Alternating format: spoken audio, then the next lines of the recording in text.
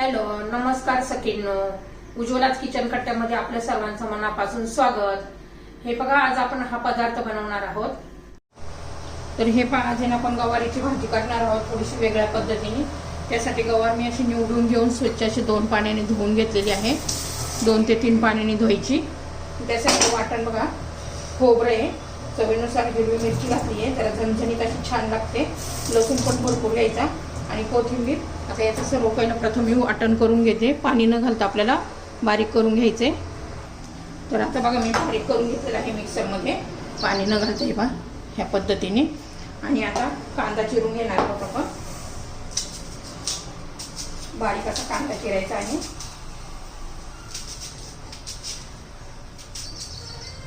तोपर्यंत कढई गरम करण्यासाठी ठेवते. कांदा चिरून घेऊया. सकाळच्या डब्यासाठी तर उत्तमच अशी भाजी आहे. आणि ह्या पद्धतीने केली ना, एकदम टेस्टी अशी लागते, एकदम चवदार लागते. भाकरी बरोबर, चपाती बरोबर छान अशी पटकन होणारी पण आहे. त्यामुळे डब्यासाठी तुम्ही करू शकता.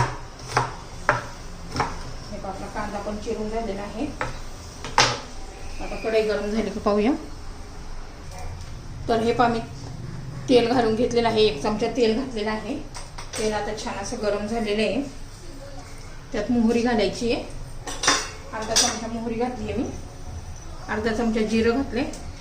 छान असं तडतडून देणार आहोत आपण.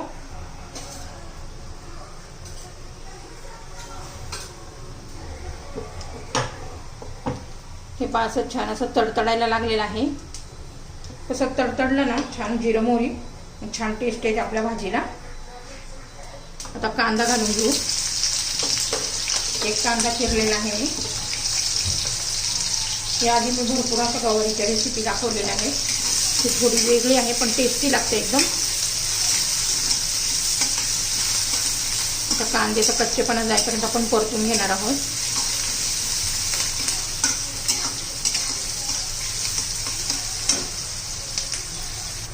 हे पहा, आपला कांदा परतून झालेला आहे.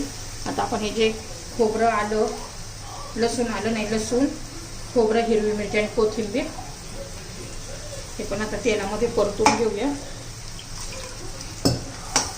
मस्त असं परतून घ्यायचे. कसं म्हणजे लसूण चांगला भाजला गेला ना, तर आपल्या भाजीला खूप छान अशी टेस्ट येते. आणि तुम्हाला मी सांगितलं, या रेसिपीला आहे ना, लसूण भरपूर घालायचा. मी जवळजवळ 15-16 लसूणाच्या कांड्या घातलेल्या आहेत, पाकळ्या. हे मी 1-2 मिनिटं चांगलं परतून घेतलेलं आहे. खोबरं पण चांगलं भाजून निघतं. मग आता गवार घालून घेऊया.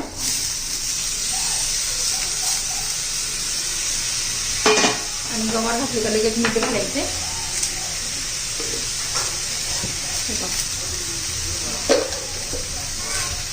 मीठ घातल्यावर चांगलं परतून घेऊया एकदा.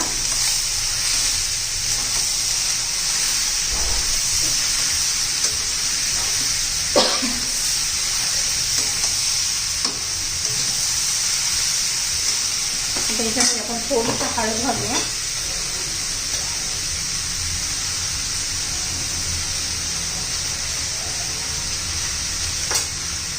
पुन्हा एकदा चांगलं परतून घेऊ.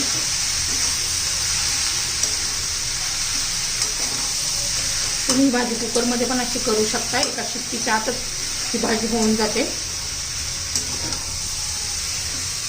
आपण थोडंसं कुकरच्या भांड्यामध्ये, मिक्सरच्या भांड्यामध्ये पाणी घालून घेऊया.